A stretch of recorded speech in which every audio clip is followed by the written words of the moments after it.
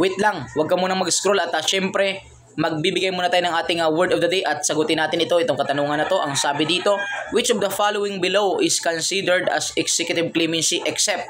So, actually, napakadali lang ng tanong pero maari tayong malito nito kapag hindi natin siya tinuloy or tinapos basahin. Mas maganda pagdating sa board examination, pag capital po yung ating word na except or yung mga word na not, para madali ating makita. Sapagkat kung ito yung tanong, madali, kaso nakatulog ka or naidlip ka, hindi mo nabasa yung word na except, so maaring ang isagot mo dito is yung Charlie kasi both A and B. Kasi ang sabi naman sa tanong natin dito is, saan sa baba dito yung tinatawag nating executive clemency? Kung hanggang dyan ka lang, ang isasagot mo dyan is Charlie, both A and B. Kasi yung amnesty tsaka pardon natin is belong to executive clemency. Kaso, ang tanong dito sa dulo, except maliban sa isa, yung hindi kabilang sa executive clemency.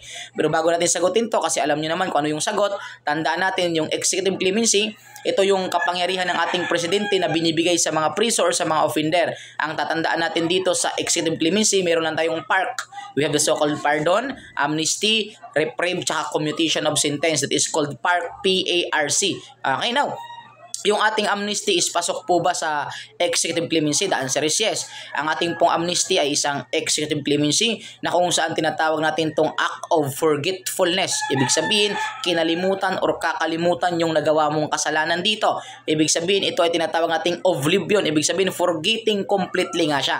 At ito ay binibigay ng ating presidente doon lamang sa mga iilang tao. Kumbaga, doon lamang sa mga political offenders at need din siya ng Congress to the Congress. Okay? Kailangan din siya or para mabigay siya or para mag-grant siya, dapat may concurrence of Congress natin. Okay, now, ang ating amnesty naman, tandaan natin, ito yung isa sa pinaka-unique na executive clemency.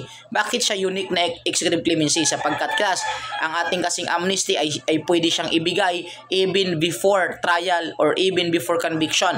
Unlike sa other executive clemency, lahat ng executive clemency ay i-grant lamang after conviction, maliban dito sa amnesty na pwedeng i-grant even before conviction or even before trial. Kaya siya unique siya sa mga executive clemency natin. Now, ang pardon, executive clemency din ba? The answer is yes. Ang ating pardon ay isang executive clemency na kung saan tinatawag nating act of forgiveness or act of grace. Ibig sabihin, dito kinaawaan ka ng presidente at ginanan sa'yo ito para makalabas ka sa kulungan.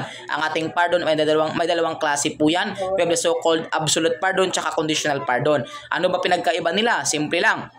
Ang absolute pardon kasi kapag binigay yan ng presidente sa'yo, ikaw ay makakalabas na ng tuluyan at wala ng mga kondisyon. Pero pag conditional pardon, makakalabas ka pero merong mga certain condition. And syempre, ang absolute pardon, it extinguish criminal liability. Pero ang ating conditional pardon, it partially extinguish criminal liability lamang. So, ibig sabihin, partial lamang po kasi may mga condition pa na susundin. Okay? Now, yung ating sagot dito is matic po yan, that is called provision. Okay? Tandaan natin, ang provision ay hindi po siya belong sa ating executive clemency sapagkat sabi ko nga kanina, ang executive clemency ay kapangyarihan na binibigay ng presidente. Ang provision kasi hindi man si president ang nagagrant niyan kundi si court or si judge. Okay? That is called provision natin. Tinatawag natin yung judicial reprieve at also known as alternative incarceration.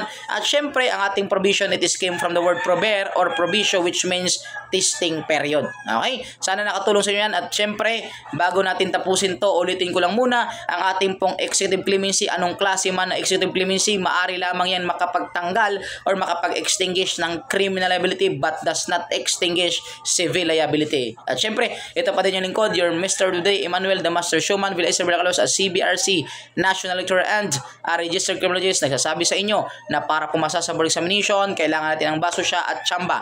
Baso siya, basa, sulat and sure, sabay ng tsamba, tiyaga, sipag at manalangin bawat araw. Thank you so much. God bless you all.